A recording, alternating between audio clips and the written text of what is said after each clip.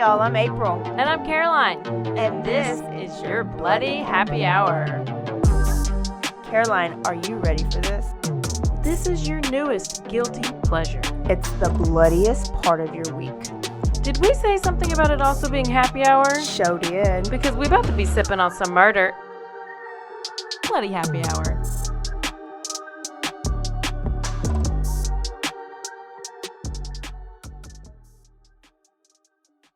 What's up, bloody people? This is April. Oh, this is Caroline. It's Thursday. It's Thursday. We're thirsty, and we have a lot of, we got some good stories for you today. Yeah, or at least one good story. One good story, and I just have a couple side stories. Oh, you got some updates on some stuff? No, just my life. I am officially a plumber. Oh. I did finally fix my sink. Is it fixed? Like you can use it? What? Listen, I don't know what all I told you last time, but there is no liquid flowing out of improper places when it is turned on and running. That was the goal. There's no drips. There's no leaks. There's no seeps. No, bitch is a plumber. Yay. I got my own Allen wrench and I got my own wrench. So I'm basically like putting on my plumber belt with my crack out, about to go do some business. Love it. Mm-hmm. I'm proud of you. You're welcome. I would have called. For all you new listeners out there, in case you need a plumber, here I am. And I'm also an astronomer. Oh, we had a listener, Kiera. You know, she had to get you together real quick. Kiera, girl, now, I know. When we did advertise at one point, we did say we have random made-up vocabulary. So, it's true. Caroline, Kiera would like you to know that you would actually be an astronomer, not an astrologist. Because that's when I saw the shooting star. Yeah, and I don't know why. Like, I don't know. Maybe astrologist isn't a word? I don't think it must not be. Else. I think it's probably not a word. Maybe it has something to do with the Houston Astros. I think that's what I was trying to be part of. Just joking. I was trying to Thanks for getting us together, Kiera. Thank you. New listeners, we are here every Thursday. Thank you for tuning in. We hope you enjoy this episode.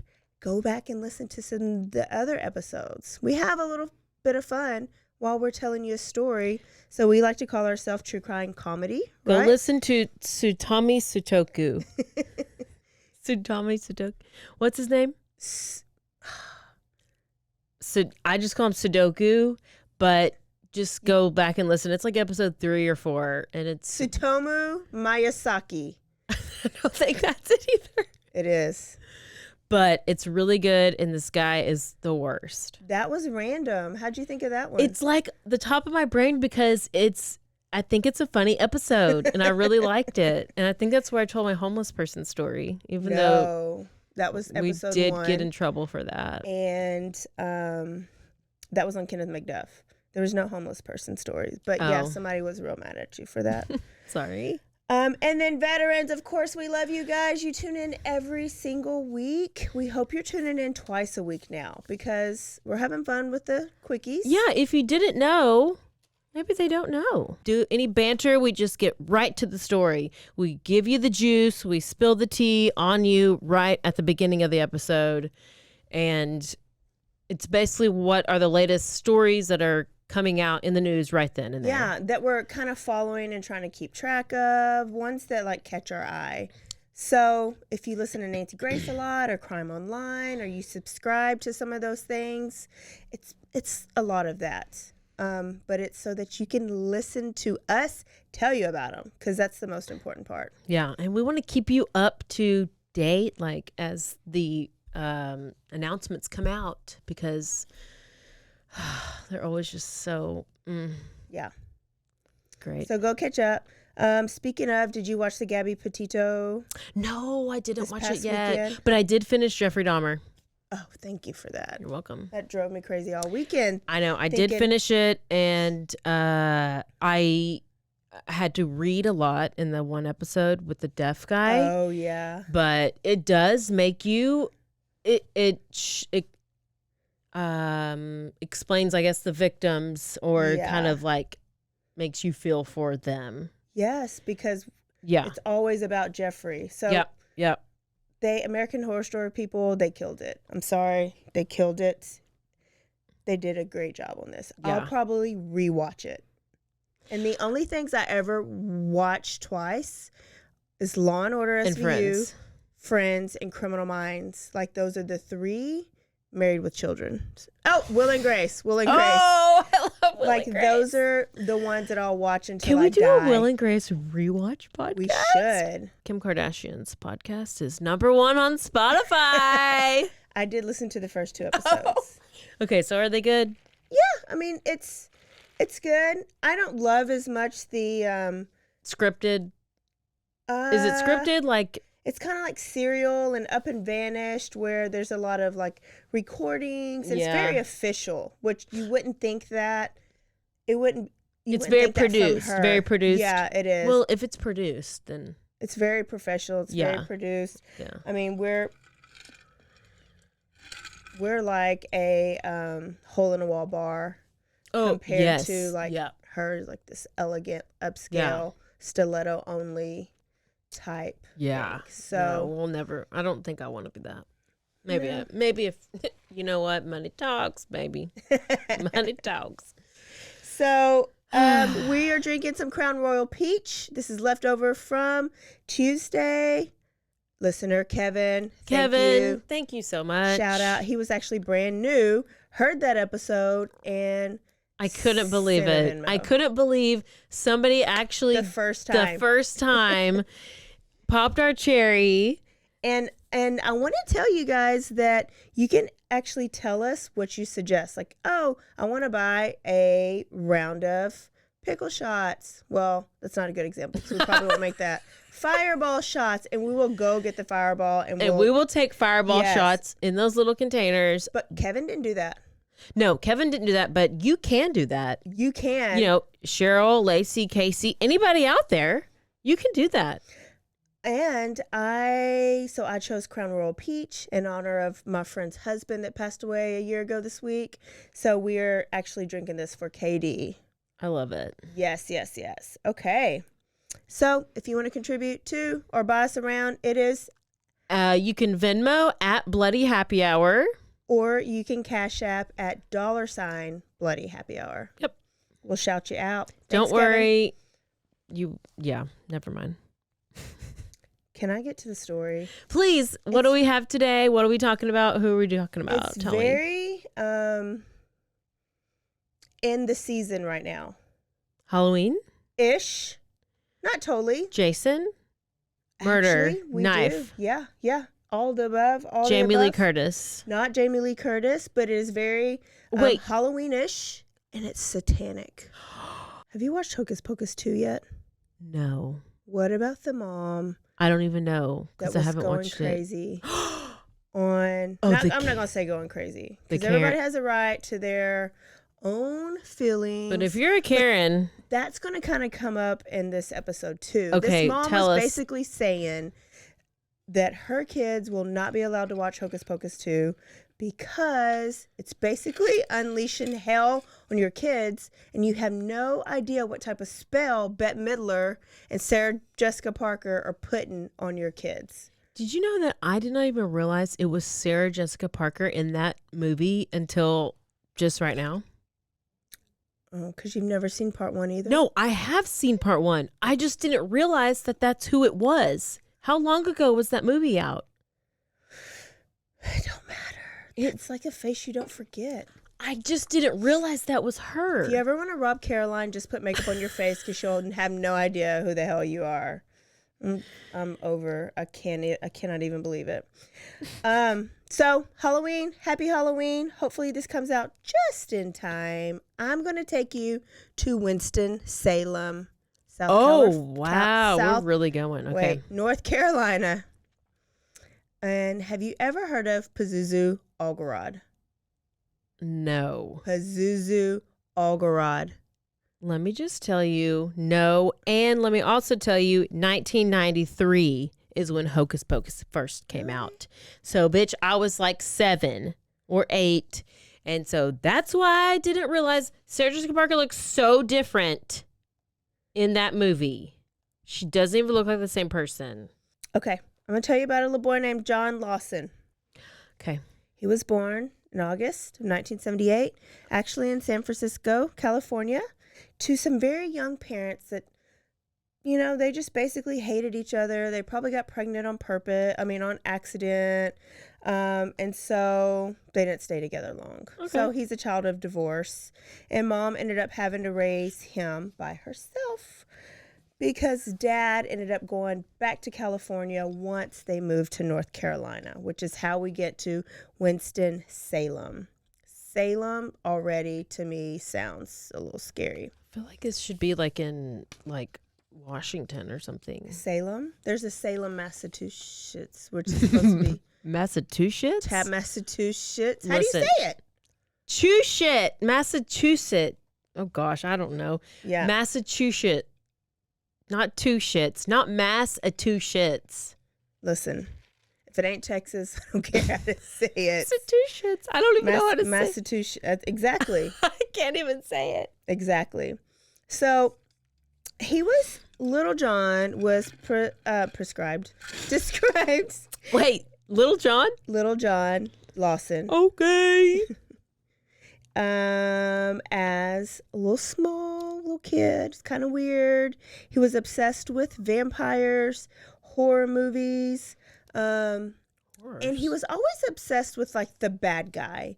So where usually little kids wanted to be like Spider-Man or Batman or something, he wanted to be Jason. Okay. Vampire, like Freddy, and he wanted to scare people. Which to me, I loved all those movies at that age too. Yeah, you're like, this is a normal life. Fine, yeah. Normal. And at 8 years old, he became a little bit violent. Well, a lot violent to where he was like assaulting his mom. Oh. And she ended up taking him to the mental hospital. At 8 years old. This sounds like, oh gosh. Nico? He's a lot like Nico. Lot like Nico Jenkins. So she took him to the hospital, and there he was diagnosed with agoraphobia. Have you heard of that? Afraid of gore. Al Gore? Afraid of Al Gore? He was actually had high anxiety I'm about agoraphobia leaving. too. It's fine. Yeah. Leaving places, like going outside. He had to be at home all the time. Yeah. You're I basically. think I have that. Sometimes it's leaving the house. Sometimes it's like public transportation or a place with a lot of people. Like they just don't do it. So it's hard to get him out. And also schizophrenia and manic depressant. So he had a whole lot of things. Oh no. But mom was and he's like 8. Oh gosh. Yeah. Mom was like, here, you got a psychiatrist. Let's go to therapy. Let's get you on some medicine. Just trying to be proactive, right? Yeah. Well, when he got out of the hospital, people made her feel horrible for sending him because he's so young. And she kind of went on this guilt trip. And she never really got him too much help after that. And then she felt so guilty that she kind of gave him everything he wanted and never told him no. Oh, no. So she does eventually remarry to a guy named John. Dirty John. Little John, John Lawson's son, just like hated him. He didn't want a stepdad. He was like, he's not going to replace my real dad who actually don't want me. Get him out of here. I want to be the only John in the house. And so she eventually divorced her husband to make John For Lawson. the kid? Yeah. Wow. So he wasn't throwing it down good. Obviously. He was wasn't worth it, huh? So he eventually started drinking. Well, okay. The kid? The neighbor said that mom should have been the one to go to the mental hospital because she was drunk all the time. And once she divorced the guy, she had different men coming in and out of the house. So they were like, no wonder why she's not mental. Little Johnny hated her because she was a hoe for show and drunk all the time. So yeah, she's just a drunk hoe. She's not mentally disabled. It's not a reason to go. Yeah. You're perfectly sane. You're just a horny hoe. Just a hoe for show. For show. So basically you could do a podcast. By the time, so he's in school and he's bullied a whole lot in school. Because he's And slow. he's a cute little boy. He's not even slow. He smelled like shit. And they called him Turd Boy. No. No. But it's not because mom didn't take care of him. It's because he refused to shower. Well, his mom needs to make him shower. Make him so shower. it is because mom did not take care of But him. everything's yes for him. Like Did she wash his... How old is he? He is, I don't know, 9, 10, 11. Okay, well, she needs to be like, go wash your balls and go wash your butt Wipe and your go butt. wash your armpits. She didn't. And she didn't because she was drunk and hoeing around. So Well, it's her fault. And she was just like telling the counselor, psychiatrist, she was like, he won't take a bath. I don't know why. A lot of times that's common when kids are sexually assaulted, like when they're young. They think by them being dirty that their assaulter won't want to do anything with them. So that's the first thing I thought of when I read this. But there's nothing really came out about him being sexually assaulted. So he had violent outbursts, not only at home against his mom, but also at school, yelling and cussing at his teachers and his peers and the admin. And he was on meds, so he was either yelling and going crazy, or he was like in a zombie-like state because they put him on a medicine called Zoloft. Oh, I take that. So did Adrian Yates. I guess everybody has. Oh, no. I wonder I'm a zombie at times. But do you have zombie-like states? I don't know. Am I a zombie currently? No, never. Well. You're never in a zombie-like state. So by the time he got to high school, he was a freshman and he was 18 years old. So he obviously failed a couple of times. Supposed to be 14. Sorry. Yeah. Or 13 or 14. Yep. Oh, no. He drank at school daily, Jeffrey Oh. Dahmer. And of course, he eventually dropped out of school because, He was a senior 18-year-old. freshman. He was a senior freshman. 18-year-old freshman. And then he kind of fell off a little bit. Like people didn't see him or hear from him. He would basically be a pedophile by the time he got to be Oh, a you senior. can't even date. Yeah. Can't even date because you will go to jail. When he reemerged, he was a self-proclaimed male witch, which I really think the word is a warlock, I think. Ooh. Right? Self-proclaimed male witch. And he would often talk about suicide and how his dad did not want him. Now, remember I told you mom like caters to him. So because he liked to drink, she would buy him a case of beer every day. So she would that's assist nice. him in his drinking. She's being helpful. And he pulled a Nico Jenkins and started giving himself tattoos on his arms, on his body, on his neck, and was now a proclaimed Wow, he's Satanist. listen. Apparently, Satanism is not horrible. We'll talk about that. Okay, actually. good. And he starts attending a Satanist church. I think Satanic church. I think they call it Church of Satan. Annie, But he was run off because he was too evil and vile and harsh and violent, and that's not what the Church of Satan is about. what? Little did I know. Okay, So he well. started his own religion, and he called it Sumerian. It's basically made up. But The Church of Satan does not. Okay, yeah. So, So, and I'll talk about it a little bit more, but basically, the Church of Satan has nothing to do with Satan. well, that's They're confusing. They basically need to change their atheists. name. Exactly, but they did it to like talk about Christians, right? Because we follow Christ. And so they call that idolatry, right? But that's why it confuses us because we're Christians. We follow Christ. We would think that follow Satan's, but that's not it. They just actually believe in good shit. They believe in being great to people, being honest, having peace, but they're more like nature and with the world. And so you hear people talk about, oh, the world is giving me good energy. Or and like those energy diamonds or energy like it's just whatever. it's just LA giving stuff. all the glory and all the good things back to the nature and science and the world instead of anything else. Okay, it's viewed as a positive archetype. Okay. Yeah, they're atheists, but they're they're positives, I guess. So that's why he got kicked out, because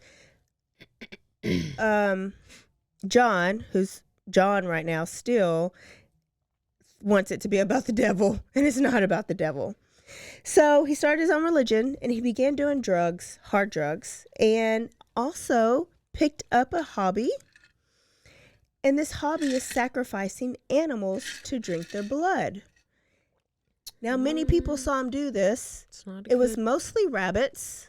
Oh, gosh. But a couple times it was cat. Oh, not which mad you're at okay him. with. Mhm.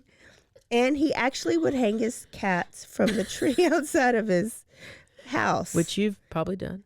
And his neighbors actually said nothing.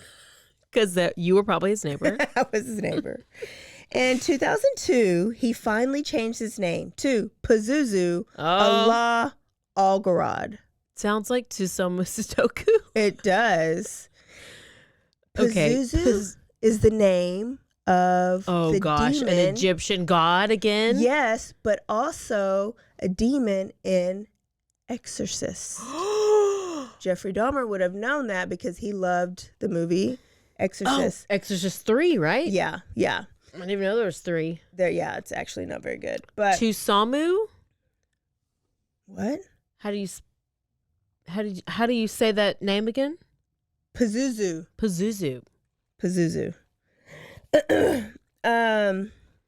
And he was telling people that he was from Iraq, and his dad was a priest, the highest priest in Iraq.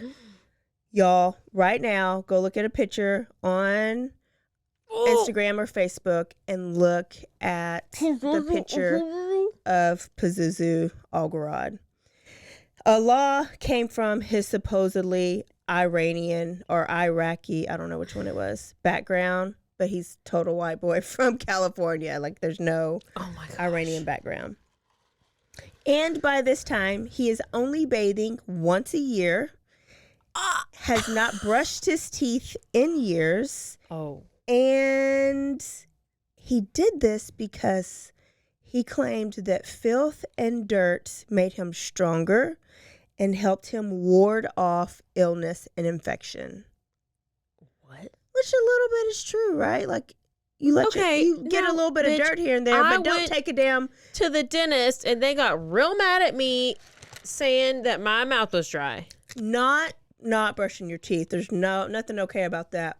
But people who obsessively wash their hands probably have a weaker immune system. Correct. I will take a shower more than once a year. Oh, I hope so. Yeah. So anyways, that's what he believed. So he was filthy, nasty, dirty all the time. Imagine his teeth. Imagine how he smelled. Now, imagine that he lives in a town similar to like the Bible Belt, Waco, Texas. But this is a little suburb area called Clemens. And they're very traditional. They're very straight-laced. They don't like magic. They don't like other religions. They don't like anything that's not like very traditional Baptist Christian. And so Pazuzu loved all those things. He was obsessed with magic. He was obsessed with other gods and Satan. Is that his house? That is his house. Oh, it's beautiful. So, speaking of his house, he lives in a dump. Yes. Lives under a bridge with trash. He lives legitimately in a dumpster. It is basically. Is that really his house? Yes. Yeah. Yep. I'm getting there. I'm going there right now. Okay. So he wanted to be the total opposite.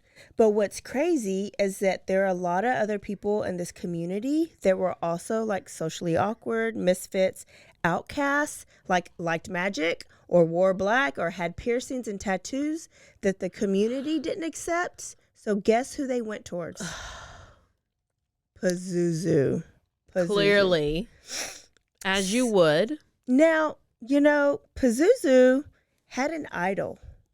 Somebody besides Satan that he really admired and wanted to be like. Hypothesis. Charles Manson. Oh, that was my second guess.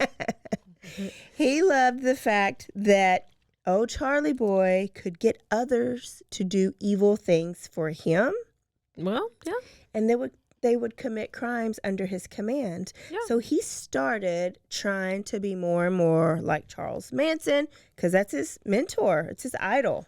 Yeah, it's a good one. So he eventually started, and he had a following. He had a family. Remember Charlie had his family of his people, like his cult-like people?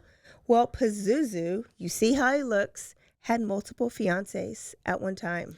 Listen, if Pazuzu can get multiple fiancés, this bitch better be able to get multiple fiancés.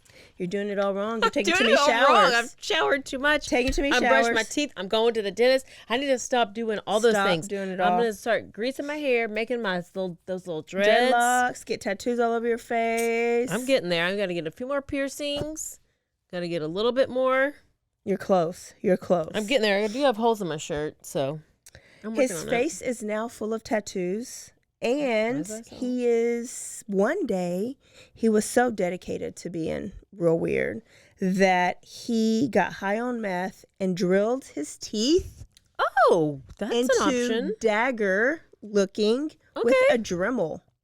Oh. Like a little drill thing. That's what cuts the dog's toenails. Do you want to do you want us to do the Dremel? Can you imagine that? Do you want us to add Dremel? I'm like, I don't know what that means. That's how they cut the dog's toenails. Yeah. So imagine doing that to your teeth. Yeah, I probably wouldn't. Not at all. Probably wouldn't. Mm-mm. So now his teeth are not like squared off like ours. They're like dagger short. Sharp. Vampire-ish. Yeah. And he used his teeth and now his sacrificing of animals. So now that's he how just he's killing the animals. He's just eating them. And drinking their blood. How do you get the taste for like, I could go for a live rabbit today? I don't know. I think he did it all for the reactions. Like what? But he was living in this trash dump. Who's he looking at him? People are at his house all the time. That house? Yes. So 2 of his fiancées are Amber Birch and Crystal Matlock, 2. But these bitches were like, they had nowhere else to go. They were on drugs. Their dads had left them. So they clearly had daddy issues, drug issues, and Pazuzu welcomed them and brought them in. And he was described as charismatic. So kind of like Charlie Manson and most of our cult leaders. So weird people liked him. So this house that you brought out 45 times, right? So this is called the House of Horrors. Daily activities include orgies. Daily. He would just be like, you, and you have sex. And in a minute, you, and you come join them, right?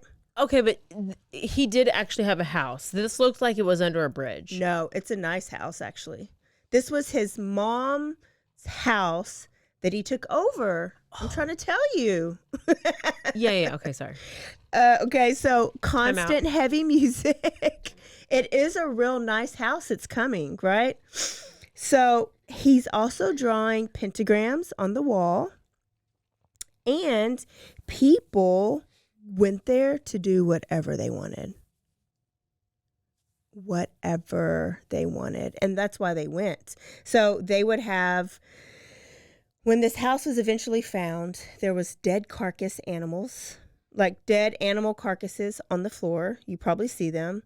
Blood smeared on the walls. 8 other dogs lived there. And there's randomly dog shit or human shit in the corner of the rooms. What? It's terrible. Well, put your microphone so we can hear you. You're too far. I put myself in timeout. I'm talking too much. So, what happened is like the bathroom became inoperable. So when they had to take a shit, they would just go in a corner. And I'm watching this documentary, right? Yeah, it's bad. Okay. It's bad. It's so bad. Y'all are going to have crazy pictures to look at. I'm just looking at these pictures as she's telling the story. Sorry. So there is a documentary called The Devil You Know on Hulu right now. You can go and see it. It's a 5-part documentary on Pazuzu Algarad. They show this house. They show all these pictures of him, and they're kind of telling this story. Have you seen it? No, but I've seen it, but I haven't watched it. Yeah. I haven't totally finished it because there's only so much to tell, and then it basically turns into an intervention episode because it has all his old friends, and they're just shooting up on camera, scamming people for drug money on camera, going to jail on camera. I don't know what it turned into an intervention episode, basically. So imagine all these people. Like, he had a lot of followers. Every day was a house party. Pee everywhere, just a poop everywhere, drug infested, disgusting party. And so the house was as dirty as he was. I'm like, how do they get money? He would randomly cut himself For money? with his teeth and then drink his own blood in front of people just to get their reactions. But he inspired other people to do it too. Like, these people that were going there would do the same thing. They would like cut their arm and drink their own blood high, and people are just like cheering and just having a blast. It was inspirational. On this documentary, I'm inspired. These people are talking about how much they miss him. Like, that's how charismatic or a part of a family he made them feel. It's crazy. It's basically Scientology. I don't know what that is. Probably. I've been looking into Scientology lately with the Danny Masterson situation going on, which I forgot to address. Who is that? I digress. Danny? He was in that 70s show. Which one? One of them. He had like a afro kind of. Oh yeah. And the cute one. He's on trial. He has a criminal trial and a civil trial for sexual assault and rape. And they are all 3 or 4. He's a Scientologist. The people who are his accusers are also in Scientology, and they are finally coming out to accuse him because he would basically like drug them, and then they'd get him into like hot tub or get him into his bed, and they would come to or wake up, and he was like on top of them, and like being in, Bill Cosby-ish, huh? Yeah. So he is. One of his trials started like yesterday or today, and it's bringing a lot of Scientology into it. Yeah. So it's becoming a big thing, and it's either like, is he going to turn on Scientology, or is Scientology going to turn on him? And it's becoming like a kind of a story. I'll keep you posted. Yeah. That's real weird. Real weird. Okay. So, and remember, this town is so Christian, but because they're so Christian and he's so far left, they feared him. And because they feared him, nobody really they just avoided him and his house and everything that was kind of going on there. So he was doing these weird things, and it was just happening. Like, nobody was like saying there's a dead cat in his front yard, or supposedly he's killing these these bunnies and drinking their blood, and this is a drug house, and he's whooping his mama's ass because he starts whooping his mama's ass. Oh, she and still the lives police there? come. That's Yeah. nasty So house. I forgot to tell you, Mama is still living in the house, and she lets them do all these things that they're doing as long as they don't go in her room. So when you see the video in the documentary, the house looks like the worst episode of Hoarders times 27. It's and then shit her room, everywhere. Yes. It's Worst. trash. Trash. You literally cannot walk. Okay. And her room was like somewhat clean. Like, it looked immaculate compared to that, because they were allowed to do whatever everywhere else but her room. I just don't see how people live like this. And she just got her ass up and went to work and came home in that filth every day. She's there every day. Nope. So I'm going to switch the scene a little bit, and we're going to talk about a guy named Josh Wetzler. Okay, so while Pazuzu's being a gross ass over here in his house and his friends, we got Josh Wetzler over here. Okay. And he's got a girlfriend partner named Stacy. They met in 1999. They both loved animals, especially horses. And right now, they're living the van life, right? They're traveling in the van. Okay. They're just kind of living their best life, probably smoking weed. But they have a dream. Uh-oh. And their dream is to have a farm where they train and rehabilitate horses, right? Okay. So a big dream. They want this farm, they want a barn, they want a bunch of horses. So they make their dream come true, and they go to the bank and they get this loan, they get this land and a house, and they're living their best life. She's pregnant. They got a baby boy on the way. Wow. They're so happy. But then the recession hits. And it turns out they got a mortgage loan that was kind of sketchy. We can't have them now, but those balloon payment loans, like you sign the contract and it says your interest rate is this much and your payment's going to be this much, right? It's called a fixed rate. Theirs was something like a balloon rate to where the next year your mortgage could double and your interest rate or your whatever could double. No. And so they ended up not being able to pay for their... Oh, no. And it got foreclosed on. Oh, no. So Josh, this was a whole lot for Josh to handle. It'd be a whole lot for anybody to handle. Yep, it would. So he started coping with drugs. Yep. But not horrible drugs weed and shrooms here and there, which they dabbled in before because they kind of live that those aren't crunchy super life. heavy. No, it's not anything that's going to... Or shrooms. I don't know about shrooms. But on a typical person, it's not anything that's going to make them It's go not crazy. bleach. It's not bleach. Meth is bleach. Meth is bleach. So, but his drugs, it got a little bit worse and it kind of took over. And now they had a baby. And so Stacy was like, we got to get a job. We got to find somewhere to live. And I don't want these drugs around our son because when you bring a kid into it, and CPS finds out, right, you can lose custody. Mm-hmm. So Stacy and John decide to split up temporarily. Stacy was like, I'm going to take this job on this farm. They're not going to pay me, but they're going to give me a living quarters. I can actually live there if I work there during the day. Okay. So she's just like, I need a home for me and my son. John goes and lives in a trailer somewhere in South Carolina, and he's depressed, right? He lost his home. Yeah. Now he lost his family. family. Yeah, And so I don't know why his thinking is this, but he's like, maybe I can sell drugs. Mushrooms and weed. Well, probably because he's like, maybe I can make good money off of it, and I don't know. Get us out of the hole. Yeah. Well, so then he orders some shrooms online and has it shipped to his house. Oh, no. Not. So, of course, when you accept the package, what happens?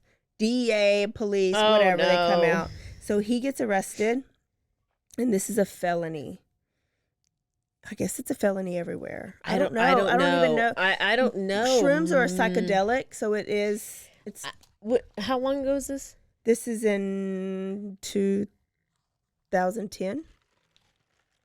Well, I 2011. kind of feel like, I don't know. I think if you get caught with shrooms in your car now, you'll still go to jail. Yeah, I have no idea. And same thing with weed, at least in Texas. Right. Yeah. I don't know if you'll go to jail, but you'll be in trouble. I don't know if it's a felony right now. But either way, it was there. Kamala Harris said that you do not need to go to jail if you have weed. Yeah, you don't. You don't. And then you got Brittany Griner in freaking Russia jail. Can you believe she's still in there? And she's apparently being treated horrible treatment. That's what I saw today. In this small town, you get arrested, your face is on the front page of the paper. Yep. And when he gets out, he cannot find a job. And so he's even lower than rock bottom now. He's like the layer under rock bottom. Because now he can't even find a job. And he's a felon. And he just went to jail. And somehow he ends up, because his life is turned upside down, he gets his kid taken away. So he don't even have custody of his kid anymore because he's a felon. And he ends up running with the same circle of people who hang out with, guess who? What's his face? What's his face? Pazuzu Algarad. Wow. He went to the whole next level. Yeah. So I lied when I say it was 2011 earlier, because right now it's July 2009. And Stacy, now this whole time, Stacy and Josh are still very cordial. They loved each other still, but life was like going in different directions, so they weren't officially together. Mm-hmm. They were at a barbecue in July in 2009. And that was the last time Stacy would see Josh. But she didn't think much of it, because with this new life that he's going through, sometimes he would just disappear for a little bit. So she don't know if it was drugs. She didn't know that if he was avoiding police because he was on a parole, you know, and he was doing drugs. So was he avoiding? So she didn't file a missing persons report. And she was just like, he always contacts me when he's ready. So he'll contact me. Yeah. But 7 months later, she has still not heard from him. And his mom calls her and says, Josh missed my birthday, and he would have never, something's wrong. He would have not called or came by on my birthday. So that's when Stacy's like, oh, I'm scared now. So she goes to the police, and she files a missing persons report 7 months later. And you know what the police say? They were like, oh, yeah, we figured he was missing.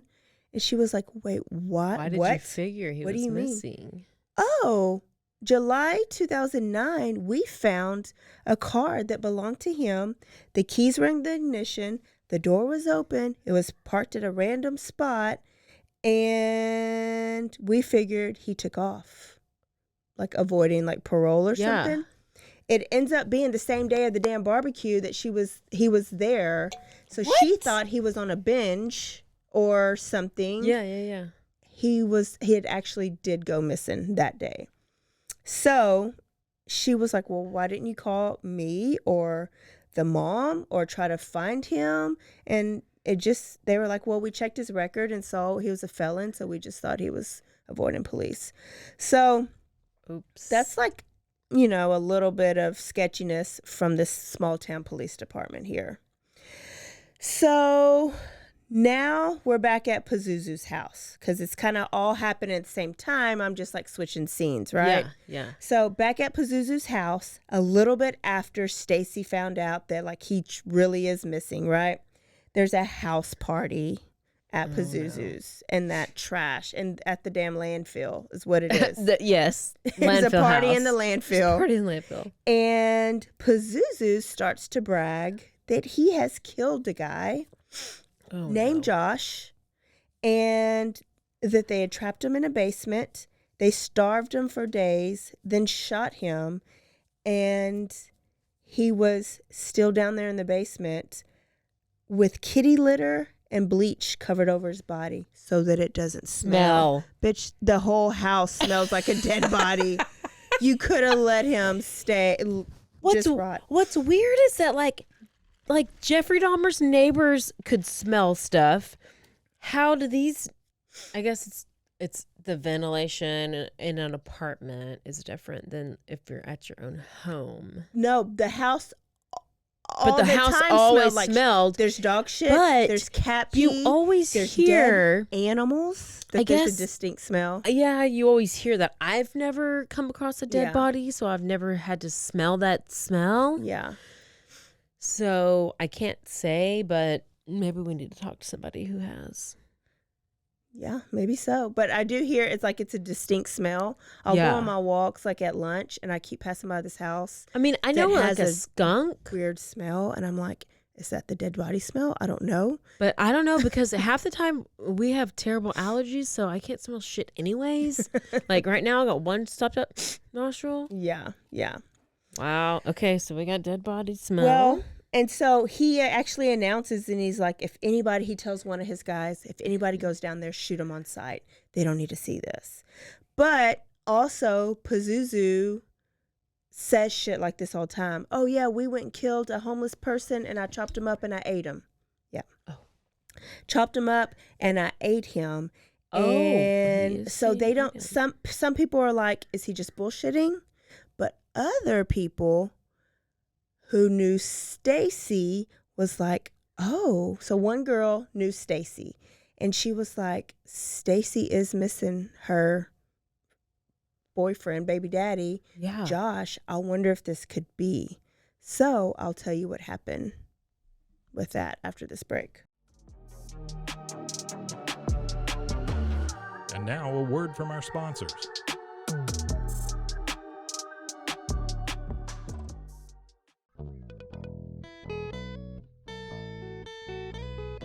Hi, this is Sarah. And I'm Carter. And this is Some of Our Thoughts. We're two Southern sommeliers, and we want to share everything we love and know about wine. We started hanging out during quarantine and cooking and drinking and listening to music, and we just thought this would be a great way to bring everything we know to you guys. We will make wine knowledge and food pairings easy and approachable. So put on your favorite vinyl, grab your favorite glass of wine, tune into our show, and let's have some fun. Wine and vinyl. So check us out on roguemedianetwork.com or wherever you get your favorite podcast.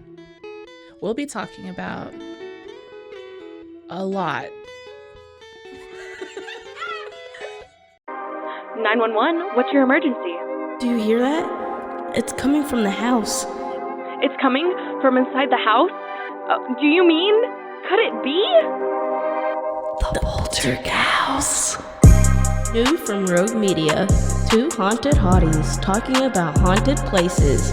Every episode we dive deep into the darkest places and give you a bit of history. We're getting spooky in all the right places. You've gobbled your last ghoul. Follow along for the craziest and spookiest stories with Debbie's Dark Tourism. The Stanley Hotel, Winchester House, The Alamo, Hotel Monte Vista, and more spooky places. Find us at _Poltergals. POLTERGALS.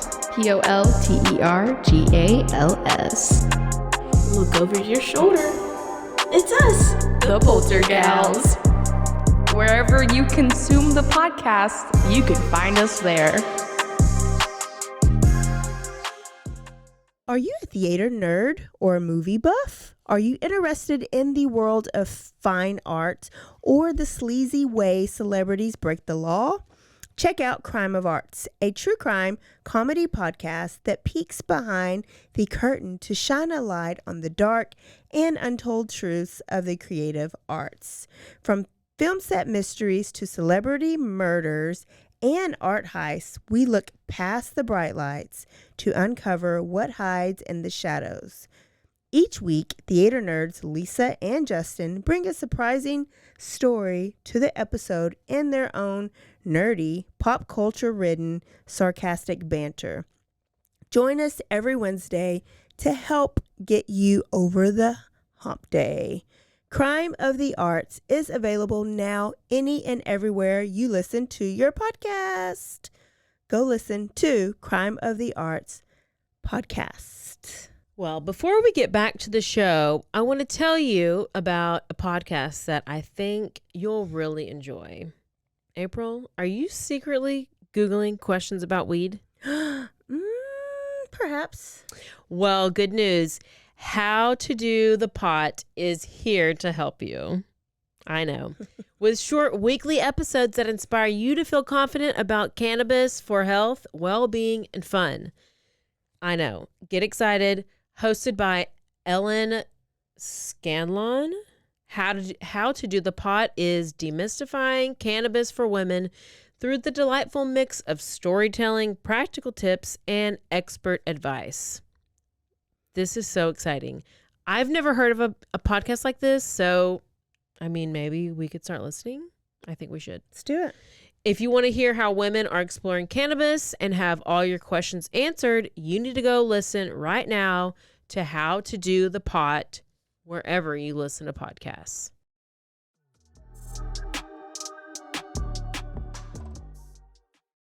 Stacy's friend comes over and she's like, you know, Pazuzu's bragging about killing a guy named Josh and says that the body is in the basement. And he was very specific. When usually Pazuzu tells these stories, they're very broad. And so Stacy is like, I need to tell the police. Let me go to the police. So she does, and she goes to the police department. And she's like, can you listen, Pazuzu, this is what happened. Can you at least go and check on this? So the police do, actually. What? And they pull up and they go to the door. Mind you, there is inverted pentagrams on the door. Oh, gosh. And it's a warning for any person in uniform who enforces laws. That's what a pentagram means? No. This is what is wording on the door. Oh, okay. It's what the door is saying. Yeah. Okay. So basically, stay away, police, because they are going to, made their own laws for that house. So they're going to enforce their own laws. They're sovereign citizens. Yes. So the police knock on the door and they're like, hey, Pazuzu, is there any dead bodies in the house? And Pazuzu's like, no. No, why would you ask? Well, would you let us search it? No. Okay, bye. And they literally get in the car They left. and they drive off and they leave it at that. But then multiple people start reporting this story because he's telling it and he's telling it in a way and he's bringing in his fiancés. And now he's saying that since the police came, he had to get rid of the evidence. So they chopped up Josh's body and buried him In the cat litter. in the backyard Oh. and different burial sites. So, but the police are still like, well, I don't know. These are drug addicts. I don't know if I should trust them. Like they No, just you- kind of This let it go by. Until finally 2010. So it's a year, right? And after almost a year after Josh goes missing, and they get a search warrant. And they search the house and they bring cadaver dogs. Oh, good. And they search inside and outside and they find nothing. So now they're like, Pazuzu just wants attention.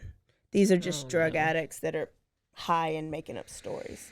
So then basically Pazuzu gets put on their ignore list. Like, let's ignore all the stories that come up on them. Okay. But if you think about it, the drug dogs, if there's dead shit everywhere, could the That's true. cadaver dogs That be, house is, I don't know. could it throw off their scent? So now it's June 2010, so just a couple months after they searched the house, and Pazuzu, and it's a full moon. And, you know, Satanists like to kill on full moons, according to Pazuzu. Oh. There's this guy named Joseph Chandler. He's a 30-year-old guy who is actually legally blind, and he's walking to his route to the store, just like he always does, going to get whatever, his cigarettes, his drink. And he so happens to run into Pazuzu and one of Pazuzu's family members named Nicholas. And they spark a conversation with Mr. Joseph. And somehow, we don't know how, Joseph ends up getting in the car with them. And they drive to the Yadkin River in North Carolina. And they park by the water and they get out. And so Joseph's getting out and he's pulling out his cigarettes and his lighter. And Nicholas grabs a shotgun and points it at the back of Joseph's head and pulls the trigger. But the gun jams. Oh, misfire. But Joseph's looking straight ahead, legally blind. They don't even think he knows what's going on. Like later on, Nicholas says they don't even know what's going on. So that gives Nicholas time to go to the car, get another gun, and before Joseph can even light a cigarette, he shoots him in the head, and he's dead right there on site. Oh, shit. Well, Pazuzu can't keep his mouth shut. They don't do anything to his body. They just leave him there. And his mom's like on this documentary talking about how Pazuzu's the devil. Well, he can't keep his mouth shut. So the police actually figure it out that it's Pazuzu and Nicholas. And they get arrested. Say yay. Yay. And they actually plead guilty. Now, just hearing this, do you think this would be murder or manslaughter?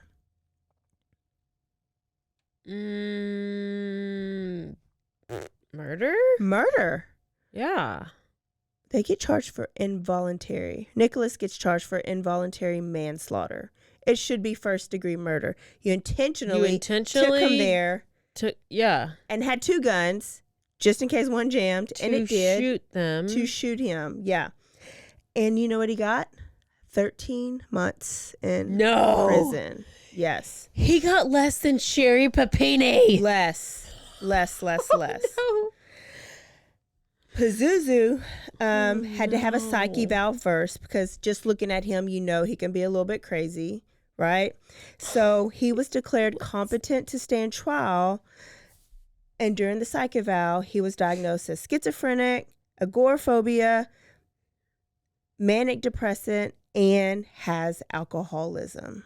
So basically the same stuff as that he's had since his whole life. Yep. And I don't even know if I said it earlier, but he did get treatment early, but mom ran out of money and insurance. So he stopped, like his treatment and meds and everything stopped abruptly. Mm-hmm. And that's when he kind of started spiraling. So because he had all these issues that they needed to focus on getting him help. And so he was charged with accessory after the fact, which his hands were clean. He was pulling a Manson, right? He was just the words behind it. Yeah. And he got 5 years probation and help for his alcoholism.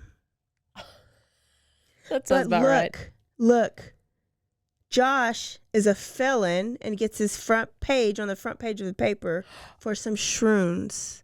And that just real weird. It doesn't make sense.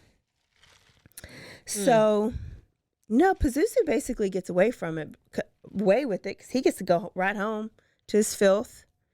And now he feels extra powerful. I don't know why he wouldn't just want to go to jail. Like it would be cleaner. But he probably likes the dirt. He likes the filth. Yeah, he likes it. That's why, and it gives him power, and it keeps him wards off evil. Wards off illness. So he goes home and he's bragging, and he's like, "I can't be stopped. I'm protected." So he thinks it's like Satan protecting him. Now, his friend Matt Flowers, they were friends when they were younger, before Pazuzu got real crazy. And then Matt needed to get out of this little bitty town, so he went away to the military and made a good career for himself, but came back and was screwed up, had a lot of PTSD, and was doing drugs and drinking. Yeah. Not hard drugs, but drinking. And he went back to Pazuzu and was hanging out at his house. Well, he was telling Matt about Josh and now about Joseph. And he says, "Matt, if you're really my friend, you'll go kill that guy over there." And so Matt didn't want any more. He had just left a bunch of violence when he was in the army, or military. Obviously, he was at war or had to do whatever. So Matt wasn't about killing. So instead, he went and told that guy, "Get the fuck out of here now. Pazuzu wants me to kill you, and if I don't kill you, somebody else would." So that guy got his life spared, and he left. Matt is also seeing that, I do love Pazuzu. This is him in the documentary. We were good friends, but I think he had to be stopped. So he goes to the police, and he tells them the story of Josh and how he's bragging about Joseph and how he tried to get him to kill another guy in the house, but he didn't. Police were like, "Oh, we've already searched there. It's just all rumors, deuces." And he was pissed.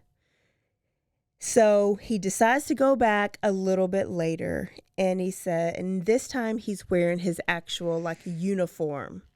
It's like they can't turn away a veteran, an Army veteran, right? Oh. And it works because maybe somebody else was in the military, or they're like, well, maybe he's just not Different a tatted respect. up. You got different respect for somebody. Yeah. So before he was just in a leather jacket and, tatted up. Now they're like, oh, maybe we should listen to him. So now they get a search warrant. Guess what day it is? October 31st. I don't know. October 13th, 2014. It's literally That's what day it is today. Sometimes I do these stories and it like ends up on that day and I'm like, oh, you this did it on purpose. story was meant to be. So now they don't take them damn bullshit ass cadaver dogs that I hope that they retired after this. They take some type of technical stuff where you can probably the same stuff that they did for the Chris and Smart with your own backyard and all that probably stuff. So. They said it, but I didn't even type up what it was called. Yeah. But some type of technology, and they find unmarked graves and pieces of bones, skull, a whole torso like bones, and they've been there this whole time. They keep digging and they find another body. Oh shit. And another body, and this body ends up being the body of a guy named Tommy Welch.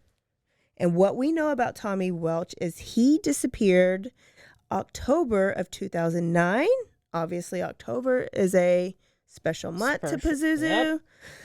Yep. He was walking to meet, I think he was a mechanic, and he was walking to meet his brother.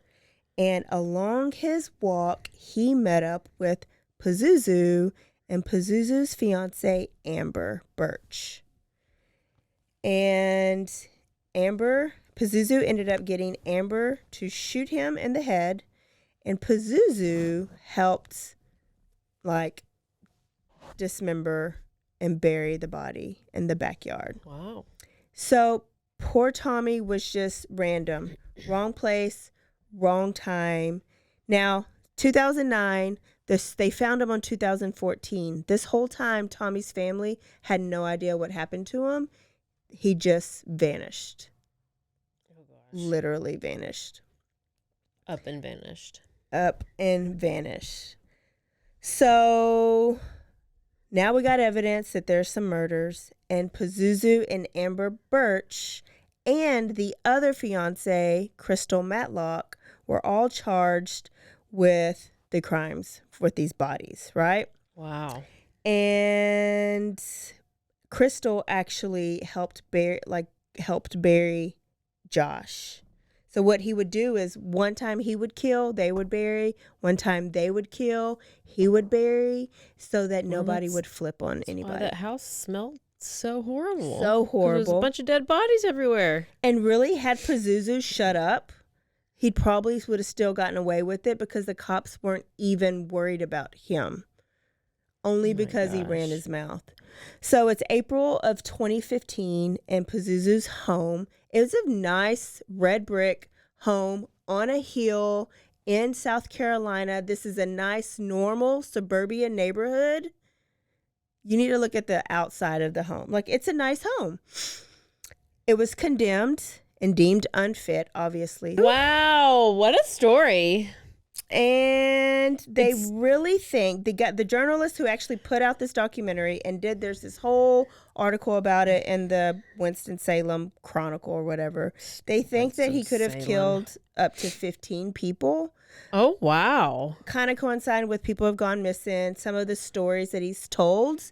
So at one point they thought he lied about them. Now they're kind of questioning, could he have killed more?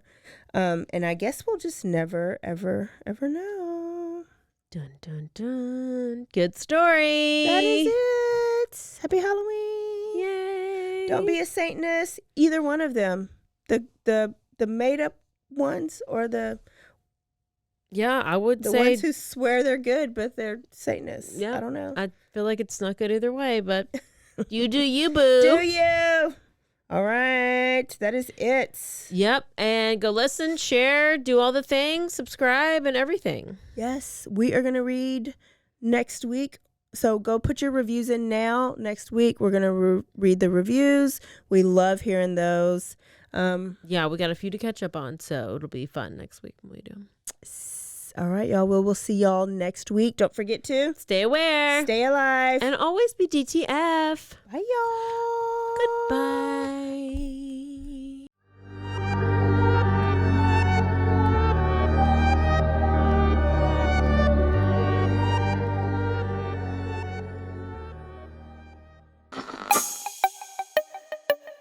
This has been a Rogue Media podcast.